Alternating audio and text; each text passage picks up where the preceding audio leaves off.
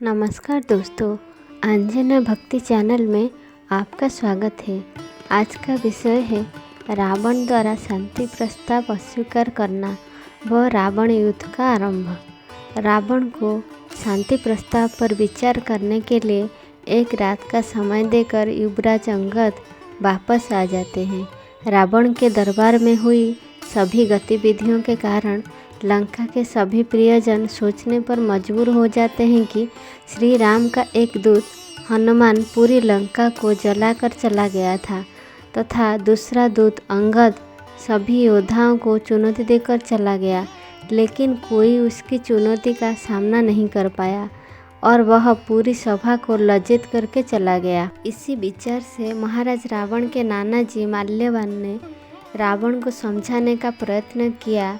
हे दशानन, जिनके केवल 2 दूत लंका के सभी योद्धाओं का सर शर्म से झुकाकर चले गए हो, वह कोई साधारण मानव तो नहीं हो सकता। इसीलिए मेरा मत आपको यही है कि इस युद्ध का जो मुख्य कारण आपका सीता को अपनी पत्नी बनाने का हठ है, उसे त्याग दीजिए। इसी में लंका तथा असुर जाति की भलाई है। एक सफल राजा वही होता है जो केवल अपने हित के स्थान पर अपनी प्रजा का हित सर्वोपरि रखे। साथ ही यह भी सोचने योग्य बात है कि शांति प्रस्ताव शत्रु की तरफ से आया है, इसलिए तुम्हारा पलटा अभी भी भारी माना जाएगा। यदि तुम शांति प्रस्ताव स्वीकार कर लेते हो, लेकिन अहंकार के वश में लंकेश रावण तथा उनका पराक्रमी पुत्र इंद्रजित माल्यवान जी के परामर्श को नकार देते हैं, वहीं दूसरी ओर रावण की पत्नी मंदोदरी अपने पति को लेकर बहुत चिंतित थी। इसीलिए उन्होंने अपने पिता मयदानव से रावण को समझाने का आग्रह किया। अपनी पुत्री के आग्रह पर रावण के ससुर मयदानव रावण को आने वाली विपत्ति से सचेत करते हुए कहते हैं कि हे रावण, श्री राम कोई साधारण मानव नहीं है, स्वयं नारायण का अवतार हैं, जो कि असुरों का अंत करने के लिए इस पृथ्वी पर आए हैं। आप यह स्पष्ट देख चुके हैं कि समुद्र पर सेतु बंधन जैसे असंभव कार्य को भी उन्होंने संभव करके दिखाया है। उनका केवल एक नरदूत हनुमान लंका को जलाकर तथा आपके पुत्र अक्षय कुमार का अंत करके चला गया। उनका एक बानर अंगद आपके सभी योद्धाओं के मस्तक अपने पैरों में झुकाकर चला गया और कोई कुछ भी नहीं कर पाया।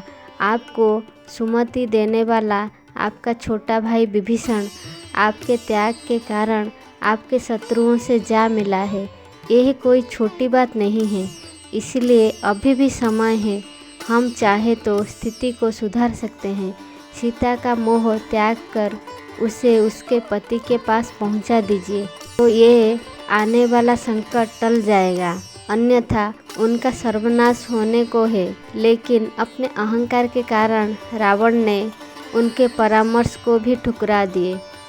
अंत में रावण की माता कैकेयी ने भी उसे समझाने का बहुत प्रयत्न किया और कहा कि तुम्हारे पिता ने भविष्यवाणी की थी कि भगवान विष्णु एक मानव का अवतार लेकर पृथ्वी पर आएंगे, तब तुम्हारे पुत्र रावण का अहंकार टूट जाएगा।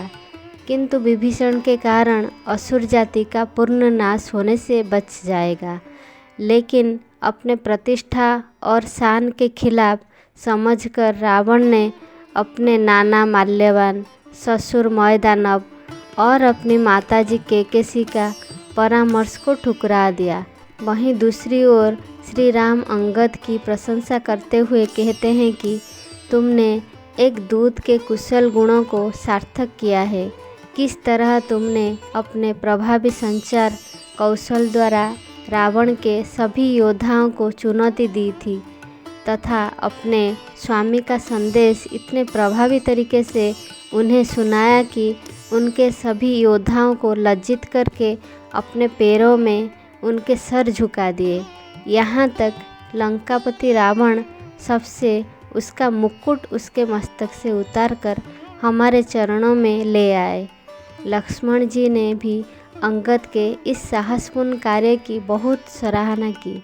वही सभा में विभीषण के गुप्तचरों द्वारा दिए गए समाचार में यह पता चलता है कि रावण ने शांति प्रस्ताव तथा अपने सभी संबंधियों के परामर्श को मानने से इनकार कर दिया है और यह निश्चित है कि कल युद्ध अवश्य होगा। अगले दिन प्रातः श्री राम और लक्ष्मण सूर्यदेव को प्रणाम करके उन्हें जल अर्पण करते हैं।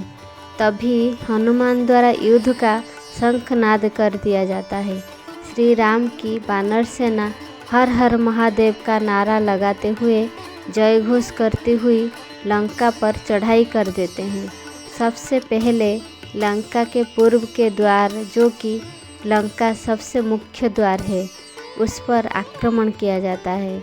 अभी तक लंका की तरफ से कोई प्रतिक्रिया नहीं की गई थी, इसलिए लंका के सभी द्वार अभी भी बंद थे, जिन्हें तोड़ने के लिए वानर सैनिक बड़े बड़े लकड़ी के टुकड़े को साथ ले जाकर उन पर टक्कर मारते थे। कुछ वानर सेना की बड़े बड़े पत्थर से लंका के दुर्ग पर मौजूद सैनिकों पर वार कर रहे थे तथा लंका के भीतरी भागों में भी पत्थरों से हमला कर रहे थे। यह समाचार सुनकर रावण ने भी अपनी सेना को श्री राम की सेना का जवाब देने के लिए प्रतिक्रमण करने का आदेश दिया। लंका के सभी द्वार खोल दिए जाते हैं और लंका की सेना बाहर निकलकर राम की सेना के साथ प्रतिक्रमण करने लगती है। प्रथम दिन के युद्ध में लंका की सेना में वज्रमुष्टि नामक असुर योद्धा आता है, जो कि वानर सैनिकों को रोनते हुए आगे बढ़ रहा था।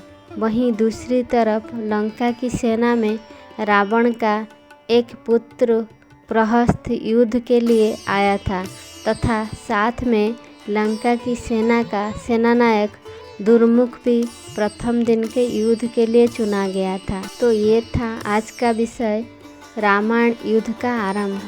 अगले भाग सुनने के लिए चैनल को सब्सक्राइब करें। धन्यवाद।